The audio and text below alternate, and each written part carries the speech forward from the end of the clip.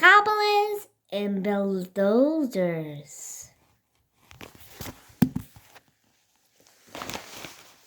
Rachel, Kirsty, and Lily was horrified by the distress call. The sound is coming from over there. Kirsty pointed to that thick clump of trees. I think we should go and see who it is. Good idea, Rachel replied, and the three friends flew toward the trees. Let's split up and take a look around, Lily suggested in a low voice. It will be the faster way, but be careful, girls.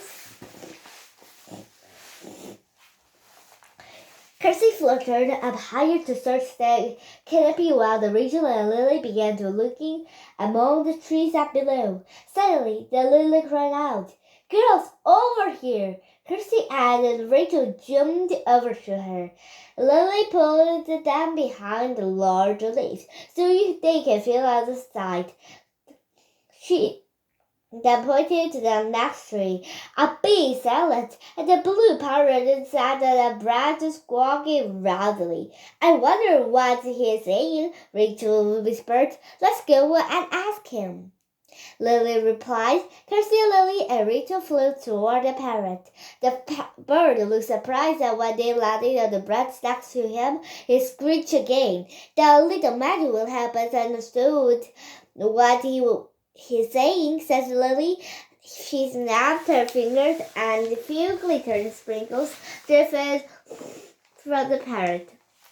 Hello, I'm the Lily, the ring for a fairy, Lily went on. And these are my friends, Kirsty and Rachel. What are you trying to tell us? The parrot fluttered out of its bright feathers, very upset. Green hurt trees, he said. Lily, Kirsty, and Rachel looked bloodward. Help save trees, the parrot screamed, flapping his wings frantically. Lily shook his head and buffed. I'm afraid I don't understand what you are trying to tell us. Can you show us what you mean, she said. The parrot nodded. Instantly, he spread his wings and jumped away from the trees. Quick, Lily gasped, or we'll lose him. The three girls dashed after the parrot as fast as their wings could carry them. They ducked and dived between the branches and leaves, constantly coming face to face with surprised birds and monkeys. There he is! yelled Rachel, catching the campus of the sunlight and blew ahead of him. Lily, Rachel, and Kirsty rushed toward the parrot. Luckily, he was slowing down so they could catch on him a little. Look, he's stopping in that clearing, Kirsty said. She could not see the parrot perched ahead of the trees of the tree. But what's that terrible noise? Rachel asked. Lily and girls flew closer.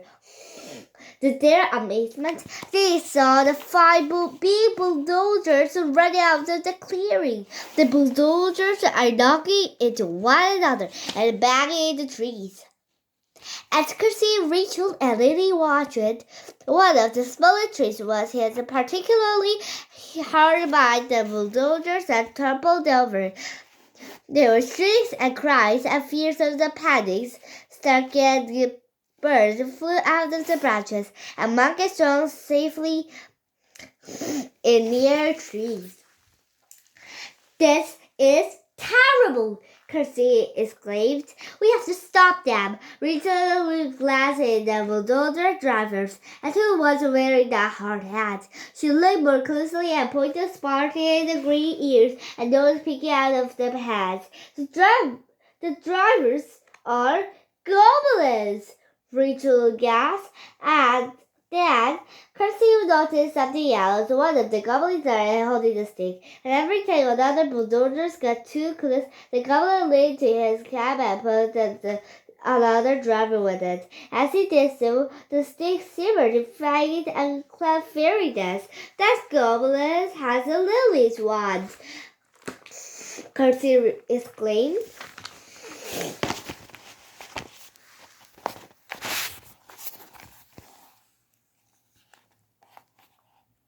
Fruit